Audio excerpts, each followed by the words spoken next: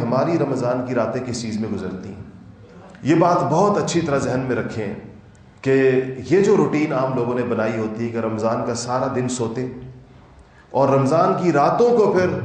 بازاروں میں جا رہے ہیں، گھوم رہے ہیں، پھر رہے ہیں، الیاذ باللہ کچھ لوگ فلمیں دیکھ رہے ہیں اور مختلف طریقوں کے ساتھ رات گپوں میں گزار رہے ہیں۔ اچھا، یہ ٹورنامنٹس ہو رہے ہیں راتوں کو، نوجوانوں نے ایک عجیب یہ ترتیب نکالی ہے رمضان کی راتوں کی کہ رات کو جو ہے فلڈ لائٹ ٹورنامنٹس ہو رہے ہیں اور کیا کیا کچھ ہو رہا ہے۔ یہ آپ ان احادیث کو دیکھیں،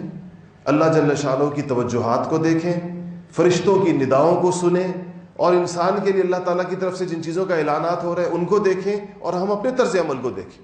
کہ عام دنوں سے بھی زیادہ غفلت اپنے اوپر طاری کر دیتے ہیں۔ یعنی جو کھیل وغیرہ جو ویسے عام دنوں میں تو ٹھیک ہے، کھیلنے کا کوئی اس کی مثبت چیزیں بھی ہو سکتی ہیں اسپورٹس کی،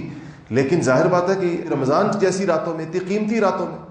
تو یہ رواج ختم کرنے چاہیے، اور اس سے وقت بھی ضائع ہوتا ہے اور ناقدری بھی ہوتی ہے، اور اسی کا نتیجہ ہے کہ زندگی کے اتنے رمضان گزار دیے، ہمیں کوئی فائدہ نہیں ہوا اس کا۔ کوئی سوچے ذرا، 13-14 سال کی عمر سے ہم پر رمضان فرض ہوا ہے، آج تک جتنی زندگی گزاری کبھی ان رمضانوں کو گنے ہم صرف کہ جس کی عمر 40 سال ہے اس نے 26-27 رمضان گزارے ہیں، جس کی عمر 50 سال ہے